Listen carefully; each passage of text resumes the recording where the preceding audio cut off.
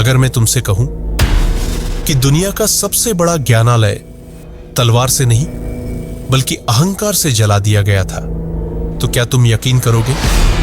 अगर मैं कहूं कि एक आदमी को जीवन देने वाला वही ज्ञान उसकी सबसे बड़ी दुश्मनी बन गया, तो क्या तुम समझ पाओगे?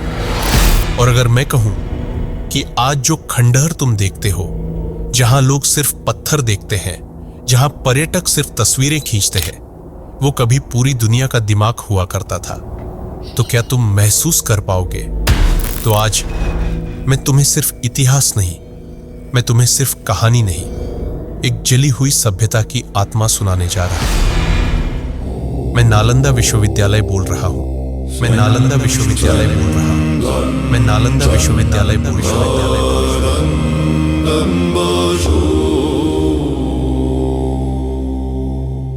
आज मैं आपको नालंदा की गहराई में ले चलने वाला हूं, जहां इतिहास बोलता है। इस वीडियो को अंत तक जरूर देखिए।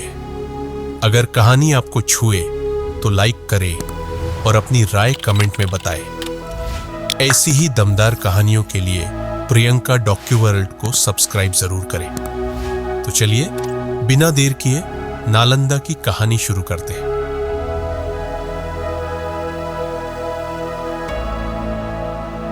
नालंदा, जहां ज्ञान सांस लेता था, जहां शब्द पूजा जाते थे, जहां किताबें देवता थी, जहां प्रश्न पूछना पाप नहीं था, जहां उत्तर ढूंढना धर्म था। यह सिर्फ विश्वविद्यालय नहीं था, यह पूरी दुनिया का शिक्षक था, यह पूरी दुनिया का मार्गदर्शक था। यहां गणित पढ़ाया जाता था, यहां शून्य समझाया जाता था, यहां आयुर्वेद जन्म लेता था, यहां दर्शन आकार लेता था, यहां जीवन को समझाया जाता था और मृत्यु को भी स्वीकार करना सिखाया जाता था। यहां शिक्षक सिर्फ पढ़ाते नहीं थे, वे जीवन गढ़ते थे, और छात्र सिर्फ सुनते नहीं थे, वे भविष्य बनते थे। चीन से फाहियान आया, तिब्बत से अतिश आया, कोरिया से विद्वान आए, श्रीलंका से भिक्षु आए, और सब एक ही बात कहते थे, नालंदा ज्ञान का स्वर्ग है। यहां प्रवेश परीक्षा होती थी। सिर्फ वही अंदर जा सकता था जिसका मन झुकना जानता हो, जिसका दिमाग सीखना जानता हो, और जिसकी आत्मा प्रश्न करना जानती हो। यह दुनिया का पहला रेजिडेंशियल यूनिवर्सिटी था, जहां शिक्षा सिर्फ कक्षा में नहीं, जीवन में दी जाती थी। लेकिन समय कभी एक जैसा नहीं रहता। 12वीं सदी, भारत बदल रहा था, राज्य गिर रहे थे, नई ताकतें उठ रही थी, तलवारें बोलने लगी थी और किताबें चुप होने लगी थी। और उसी दौर में उभरा बख्तियार खिलजी,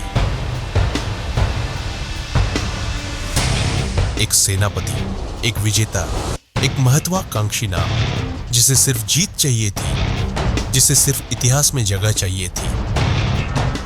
लोक कथाएं कहती है, एक दिन खिलजी गंभीर बीमार पड़ा। उसका शरीर साथ छोड़ रहा था, उसकी सांसें कमजोर हो रही थी, उसकी आंखों की चमक बुझ रही थी।